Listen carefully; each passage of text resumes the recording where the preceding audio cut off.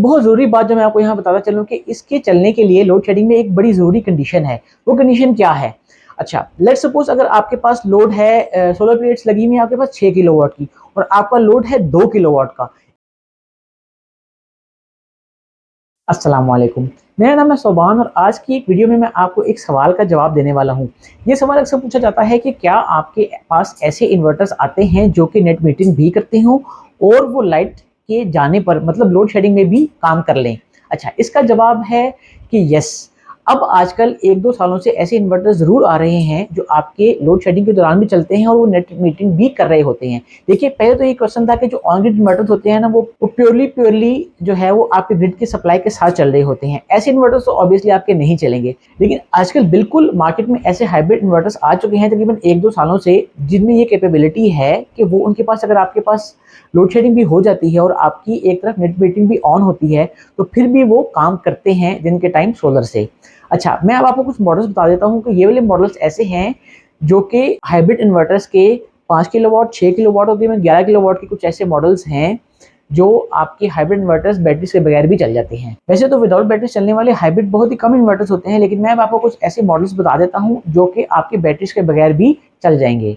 Infinix company का आपके पास 5 kilowatt, 6 kilowatt, 8 kilowatt और 11 किलोवाट का ऐसे मॉडल्स हैं जो कि आपके पास बैटरीज के बगैर चल जाएंगे। इसी तरह प्राइमेक्स कंपनी के 6, 8 और 11 किलोवाट का भी ऐसे मॉडल हैं जो आपके पास विदाउट बैटरीज चलते हैं। लेकिन ये सब इन्वर्टर्स मैं आपको बताता चलूँ कि सिंगल फेज पे चलने वाले हैं। 3 फेज के अंदर अभी तक ऐसा कोई इन्वर्टर मेरी नज़र में नहीं आया हुआ जो आपके पास ग्रिड टायर भी हो, साथ में बैटरी से बगैर भी चलता हो, लोड शेडिंग में भी चलता हो। इसी तरह टेस्ला कंपनी के 6 और 8 किलोवाट के मॉडल्स हैं जो भी आपकी लोड शेडिंग में चलते हैं। उसके बाद आपके पास इनफिनिक्स के वेरॉन मॉडल्स के भी कुछ ऐसे इन्वर्टर्स हैं जो आपके पास लोड शेडिंग में चलते हैं। एक बहुत ज़रूरी बात जो मैं आपको यहाँ बताता चलूँ कि इसके चलने के लिए लोड शेडिंग में एक बड़ी ज़रूरी कंडीशन है। वो कंडीशन क्या है?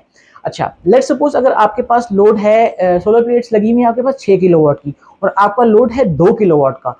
इस सूरत में तो आपका जो इन्वर्टर है वो लोड शेडिंग के दौरान ऑन हो जाएगा। लेकिन अगर आपने ऐसे किया हुआ है कि आपके पास 6 किलोवाट कैपेसिटी की सोलर प्लेट्स लगी हुई हैं और वहाँ से आप आउटपुट ले सकते हैं 4 साढ़े 4 किलोवाट की और आपके पास 4 साढ़े 4 किलोवाट का ही लोड चल रहा है, तो इस सूरत के अंदर ये आपके पास हाइब्रिड इन्वर्टर्स लाइट के जाने पर ऑन नहीं होगा। तो मतलब ये कि आपने सबसे पहले जो अपने पास सोलर प्लेट्स हैं वो देखना है कि कितने किलोवाट की हैं। उसके बाद उससे आप मैक्सिमम आउटपुट, उसकी जो एफिशिएंसी है उसके मुताबिक आप कितने आउटपुट ले रहे हैं। फॉर एग्जांपल अगर 6 किलोवाट का सिस्टम है और उससे आप 4 साढ़े 4 किलोवाट का आउटपुट आपको मिल रहा है उसकी मैक्सिमम एफिशिएंसी के ऊपर, और उसके बाद आपके पास 2 से 3 किलोवाट का लोड जो है वो घर पे चल रहा है, सिर्फ इस सूरत के अंदर आपका जो इन्वर्टर है वो आपकी लोड शेडिंग के होने पर आपके सिस्टम को चलाए रखेगा। अगर आपके पास ऐसा सिनेरियो है जिसके अंदर आपका जो लोड है वो आपकी जो सोलर प्लेट से आउटपुट आ रही है उससे कम हो जाता है, इस सूरत के अंदर आपका इन्वर्टर ट्रिप कर जाएगा और उस सूरत में आपको लाजमन बैटरीज लगानी पड़ेंगी ताकि जो बैटरीज हैं वो जो एक्सेस लोड है उसको मैनेज कर लें और बर्दाश्त कर लें और आपको सोलर इन्वर्टर ट्रिप ना करे। वैसे तो मेरी एडवाइस यही है कि आप सोलर हाइब्रिड इन्वर्टर्स के साथ भी बैटरीज का लाजमन इस्तेमाल करें, क्योंकि ये बेसिकली बने इसीलिए होते हैं कि जो बैटरीज लगी होती हैं वो हल्की फुल्की फ्लक्चुएशन को बर्दाश्त कर सके और इसमें कोई सॉफ्टवेयर प्रॉब्लम्स ना आए। वरना अगर आप इसको लोड शेडिंग के दौरान बैटरीज के बगैर चलाएंगे तो इनका ख़राब हो जाने का या इसमें सॉफ्टवेयर के प्रॉब्लम आ जाने का मसला काफ़ी हद तक बढ़ जाएगा। अगर आपके पास लोड शेडिंग बहुत ही कम होती है या बिल्कुल ना होने के बराबर है तो तब आप ऐसे हाइब्रिड इन्वर्टर्स का इंतखाब कर लें जिसके साथ आपको बैटरीज ना लगानी पड़े। तो मैं उम्मीद करता हूँ कि आपको ये वीडियो लाजमन बहुत ही पसंद आई होगी, क्योंकि मैंने इसमें काफ़ी ज़्यादा अच्छे से एक्सप्लेन करने की कोशिश की है। अगर आप चाहते हैं कि मैं ऐसी और वीडियोज़ बनाऊँ तो मुझे कमेंट्स में लाजमन बताइएगा। मिलते हैं नेक्स्ट वीडियो में। अल्लाह हाफ़िज़।